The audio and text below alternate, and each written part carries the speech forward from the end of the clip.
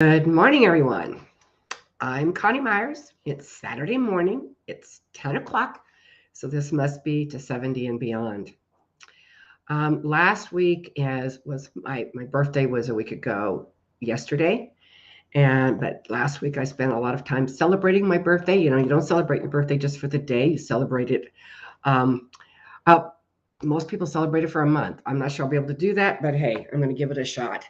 Anyway, I wanted to say thank you to all of you that left beautiful messages and wished me a happy birthday, and also the ones that read my post about my friend Cheryl. Um, she passed, like, she just passed. And, I wanted to talk about crystalline moments because my birthday was a major crystalline moment. It was a wonderful crystalline moment. And the gift was that I got all of your beautiful messages, and Michael took me to Santa Barbara, and we had a beautiful time. So I'm very, very grateful to all my family and friends for their wishes and their cards and their gifts and all of that. Um, while I'm celebrating my birthday, Cheryl is laying in hospice in a bed. She has a couple of friends, me and one other. She doesn't have any family. Well, she has a son, but he's not really in her life. And she's passing. So I spent the week kind of thinking about what my life was like and what her life was like. And we were very close. She was my housekeeper while I was doing Airbnb for actually 9 years. And I wouldn't have been able to do it without her. And she was 4 months older than me. So we were very close to the same age, but our lives took two entirely different paths.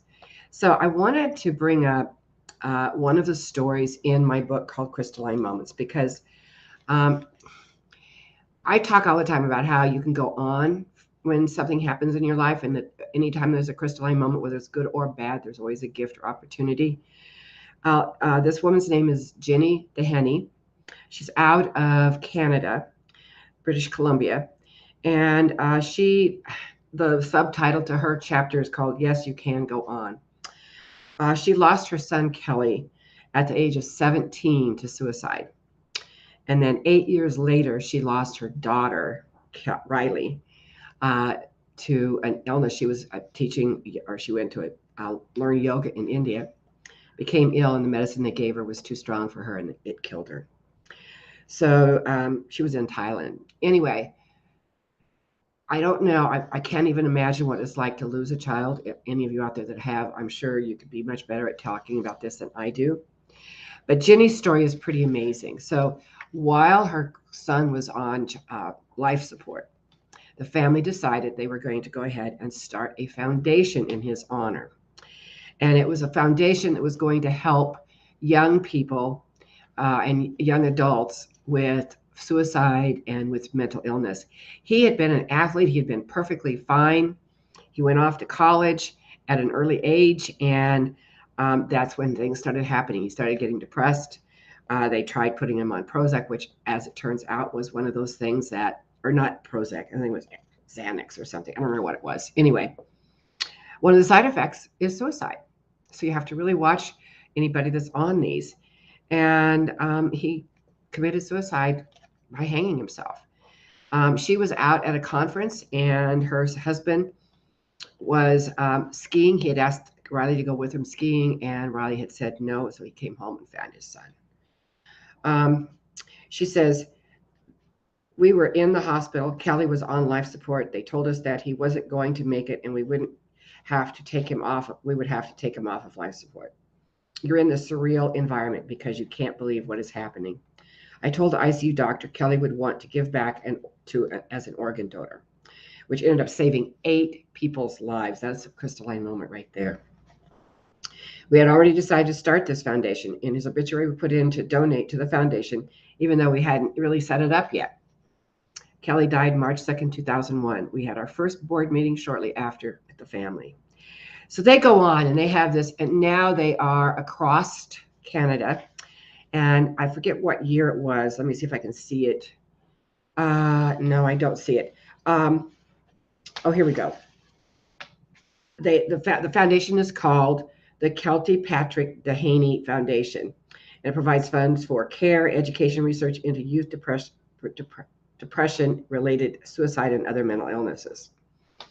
They started a bicycle. They started way over on the east side of Canada and rode bicycles all the way over to British Columbia to their home and raised money all along the way. Now they have clinics all across Canada, all from just this one belief that Kelly would want some part of him to go on and move on.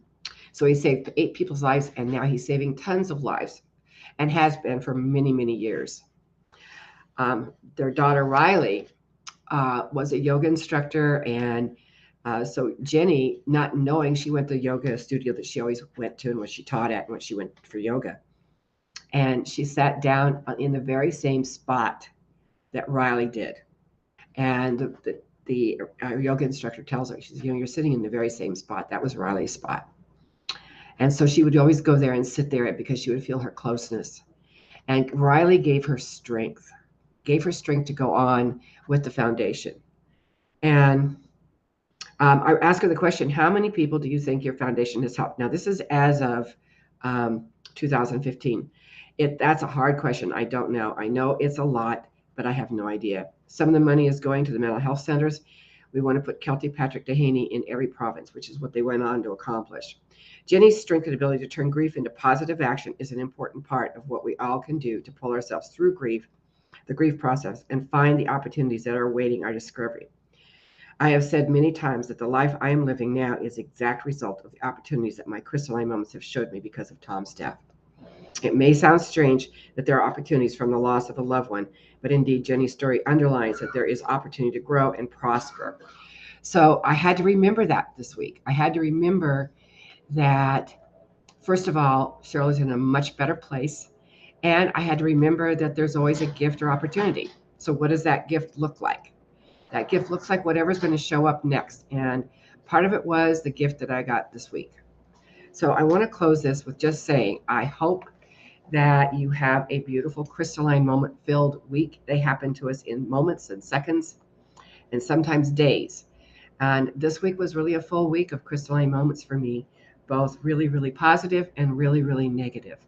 Well, I shouldn't say negative, difficult. Difficult is the right word. So whatever's going on in your life, find those gifts and opportunities. Even if you don't think there is one, I promise you there is.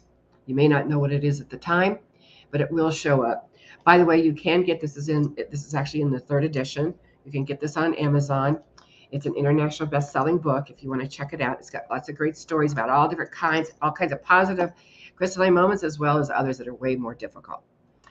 All right, I'm going to leave you. Thank again for all the beautiful cards, all the beautiful messages on social media, for all the kind words about Cheryl and everything.